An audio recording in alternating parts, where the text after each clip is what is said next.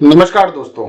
Budget 2026 में budget आया, यानी कि आज के दिन 1 फरवरी 2026 को बजट आया। बजट बजट तो लोगों की सुविधा के लिए होता है। बजट तो एक रूपरेखा होता है कि पूरे 1 साल तक हम अपने आने वाले इनकम और आने वाले खर्चे के अनुमान को प्रकाशित करते हैं और डेवलपमेंट का रास्ता दिखाते हैं। अब आप ये सोचिए कि मेरा बच्चा अगर आज जन्म ले रहा है और मैं उसकी प्लानिंग करूं कि 50 साल के बाद उसको क्या मैं दे सकता हूं। अरे पहले कल उसको क्या खिलाना है, उसे 1 साल के बाद क्या चाहिए, उसकी स्कूलिंग कैसी होगी, उसका उस समय तक जाने के लिए हर पंचवर्षीय योजना का एक सिस्टम होता है। आप पंचवर्षीय योजना की जगह पर 2047 का पिक्चर दिखा रहे हैं कि 2047 में भारत ऐसा हो जाएगा। पता है, जो आज के जवान है उस समय बूढ़े हो जाएंगे, जो बूढ़े हैं वो धरती पे रहेंगे नहीं। एवरेज बता रहा हूं, परसेंटेज बता रहा हूं। मैं कोई तीखा हमला नहीं कर रहा हूं कि मैं मतलब बजट पे कमी दिखा रहा हूं, जबकि मेरा एक सिंपल सा एक सवाल है केंद्र सरकार से कि जो आपने बजट बनाया है, आपने पिछले कई सालों से 10-12 साल से आप सत्ता में हैं, आपने पिछले कई सालों में कई बजट बनाए हैं, कई तरह के स्कीम दिखाए हैं कि कैसा भारत होगा, क्या स्कीम होंगे, इस स्कीम में इतने पैसे जाएंगे और इस स्कीम के ये फायदे होंगे।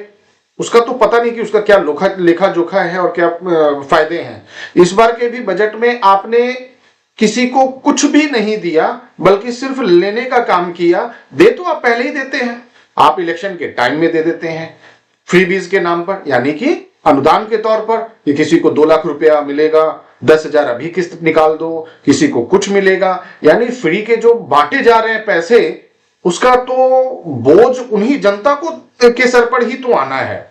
और मैं आज के बजट में सिंपल सिर्फ एक पॉइंट को उठा रहा हूं, क्योंकि रीजन क्या है कि इस एक पॉइंट से पहले अगर मैं आपकी बात करूं तो आप फिस्कल डेफिसिट, ट्रेड डेफिसिट और साथ ही साथ रुपया कहां गिर गया, कहीं कोई मतलब नहीं है। आपको कोई लेना देना इससे नहीं है कि रुपया गिर गया तो उसे कंट्रोल कैसे करें, ट्रेड डेफिसिट को कैसे कंट्रोल किया जाए, फिस्कल डेफिसिट का तो कहना ही नहीं है। फिर भी उसके बावजूद भी एक टॉपिक जो आज के बजट में मुझे सबसे ज्यादा जो चुभा है ना, उन 50 लाख से 60 लाख लोगों के ऊपर में मुझे दिख रहा है कि जो आपने उनके ऊपर में एक खतरा डाल दिया है, उनके ऊपर में एक टेंशन की घंटी बजा के रख दी है। और वो कौन है? वो शेयर बाजार में काम करने वाले लोग हैं। चाहे वो शेयर बाजार में व्यापार कर रहे हैं, चाहे शेयर बाजार में ट्रेड कर रहे हैं, चाहे वो शेयर बाजार में नौकरी कर रहे हैं। सोचिए 50 से 60 लाख लोग जो इस तरह के व्यवसाय से जुड़े हुए हैं, शेयर मार्केट से जुड़े हुए हैं, जो कि देश की मतलब अर्थव्यवस्था की एक रीढ़ की हड्डी का काम करता है। वहां आपने क्या किया? STT यानी सिक्योरिटी ट्रांजैक्शन टैक्स लगा दिया, जो कि 2004 में तो लगा ही था। 2004 के बाद इसके ऊपर में कई बार बदलाव भी हुए, लेकिन इस बार जो आपने जो बहाने दिए हैं ना STT के बढ़ाने के, ये मतलब समझ के बाहर का चीज है। आपका क्या कहना है? इससे सट्टा रुकेगा, यानी स्पेकुलेशन रुकेंगे। आप मुझे ये बताइए कि किसी चीज के इनकम मतलब खर्चे बढ़ा देने से, टैक्स बढ़ा देने से स्पेकुलेशन रुक जाएगा? या रेगुलेटरी आपकी जो सेबी है उसे कंट्रोल नहीं हो पा रहा है ये स्पेकुलेशन वर्क, जिस उसका खामियाजा आप उस कर्मचारी के ऊपर में, उस बिजनेसमैन के ऊपर में, उस ब्रोकर के ऊपर में, वो छोटे ट्रेडर के ऊपर में आप डालने की फिराक में हैं। आप सिर्फ कमाने का आधार बनाने के ऊपर में आ गए। जिस प्रकार से STT के रेट बढ़ाए गए हैं, बेइंतहा तरीके से बढ़ाए गए हैं, इसका सीधा सा असर पड़ने वाला है कि ब्रोकरेज सस्ती और हो जाएगी, इसमें ट्रेडिंग वॉल्यूम कम हो जाएगा, इसमें जो नौकरी पेशा करने वाले लोग हैं उसके सोचिए कि काम पर कितना असर पड़ेगा। अगर वॉल्यूम कम होगा तो उनके टारगेट्स पूरे नहीं होंगे, क्योंकि इस लाइन में काम करने वाले लोगों के टारगेट्स जॉब हो गए। आज वो टारगेट्स पे काम कर रहे हैं। आप सोचिए कितना इनसिक्योर कर दिया आपने 50 से 60 लाख लोगों को, क्योंकि यहां पर आपने पूरे के पूरे इकोनॉमी को शिफ्ट कर दिया डब्बा ट्रेडिंग के ऊपर में। जिस प्रकार से इसका छोटा सा एग्जांपल मैं आपको दे देता हूं। बिहार सरकार ने क्या किया था? शराबबंदी कर दिया। शराबबंदी बंद करने के बाद उनके जो प्रशासनिक अधिकारी हैं शराबबंदी को कंट्रोल नहीं कर पाए हैं और एक पैरेलल इकोनॉमी चलने लगा है बिहार के अंदर में, जो कि एक मतलब बोलते नहीं है कि शराब बिक रहा है, शराब माफिया बन गए हैं। उसी प्रकार से आप तो 2014 से हैं, 2014 से होने के बाद आपको इसी साल पता लगा है कि डब्बा ट्रेडिंग हो रहा है। क्या इससे हवाला के कारोबार नहीं बढ़ेंगे?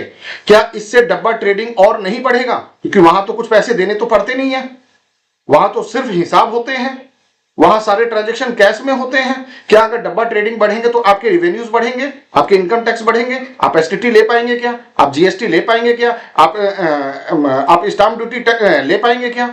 नहीं ले पाएंगे।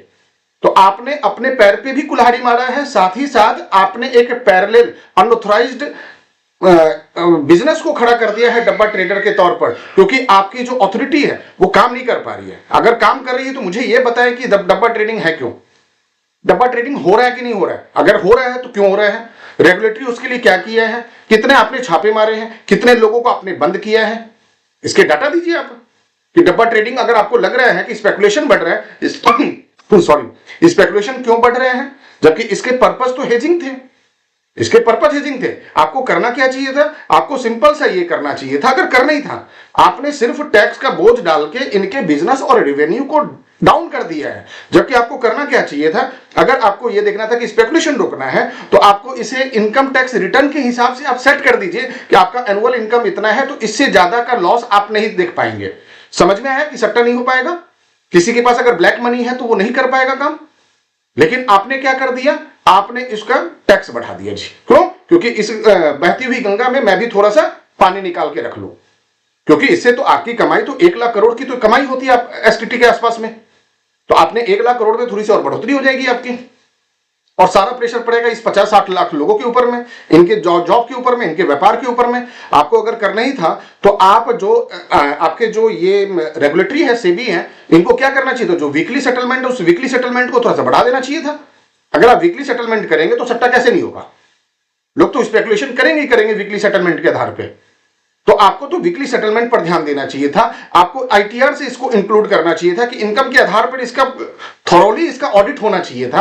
आपको इसके साथ ही साथ आपको सेबी के लिए गाइडलाइंस तैयार करने चाहिए थे, क्योंकि लॉ बनाया जा सकता है, गाइडलाइंस बनाए जा सकते हैं वो कंट्रोल करने के लिए। लेकिन ये कहां का नियम है कि आप उसके ऊपर में टैक्स बढ़ा के इस रीढ़ की हड्डी को मतलब तोड़ने पर लगे हुए हैं, आप इस व्यवसाय को चौपट करने पर लगे हुए हैं। तो ये एक सिर्फ एक खाका है, आपके पास अब कुछ बचा नहीं है। आप सिर्फ पैसे निकालने की कोशिश कर रहे हैं, क्योंकि जितने भी इलेक्शन है, इलेक्शन में फिर से आपको रेवड़ी बांटने हैं, तो उसके लिए पैसे कहां से आएंगे? हर सेक्टर की हालत खराब हुई पड़ी है, तो आपको लगा कि इस सेक्टर से पैसे कमा लिए जाए। लेकिन आप मुझे यह बताइए, आप जिस सेक्टर की बात कर रही हैं कि यहां 50 लाख करोड़ के आसपास में व्यापार है, यहां 5 लाख करोड़ का व्यापार है, जो भी पिक्चर आप फिगर लाकर दे रही हैं, मुझे यह बताइए क्या ये जेन्युइन फिगर होता भी है क्या? रीजन क्या है कि इसके फिगर ही डिफरेंट है। एक 10,000 रुपया, एक 1 लाख रुपए लगाकर भी आदमी करोड़ों का वॉल्यूम करता है। इसमें वॉल्यूम का मतलब कहीं से भी, इसमें टर्नओवर का मतलब कहीं से भी एक्चुअल टर्नओवर से नहीं होता है।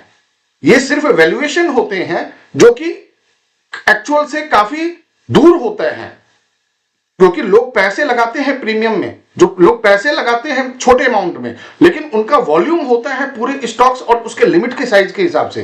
लेकिन आपने उस वॉल्यूम के आधार पर इस पूरे व्यापार की संरचना के ऊपर में ही एक हथौड़ा मार दिया कि भाई यहां से ही मुझे पैसे मिल सकते हैं, इसके अलावा तो कोई सेक्टर है ही नहीं, एक्सपोर्ट हाउस रहे नहीं।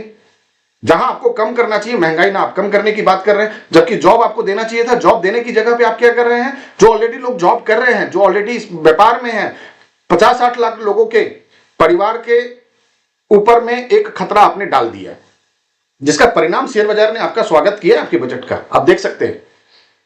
तो मैं उम्मीद करता हूं कि आप अपने इस तरह के बजट से, बजट लोगों के लिए होना चाहिए, बजट सरकार के लिए नहीं होना चाहिए, बजट लोगों के लिए होना चाहिए, इस पर ध्यान दें। और मैं उम्मीद करता हूं कि नेक्स्ट ईयर का, इस साल तो चलिए अब तो आपने कर दिया है, लेकिन नेक्स्ट साल, नेक्स्ट ईयर जो आपके हाथ में है, ध्यान दीजिए। उम्मीद होते हैं लोगों को, गार्जियन से उम्मीद होता है कि मेरे लिए गार्जियन ना, पहले के टाइम में ना क्या होता था कि दिवाली के टाइम में हमारे गार्जियन हमें नए नए कपड़े ला कर देते थे।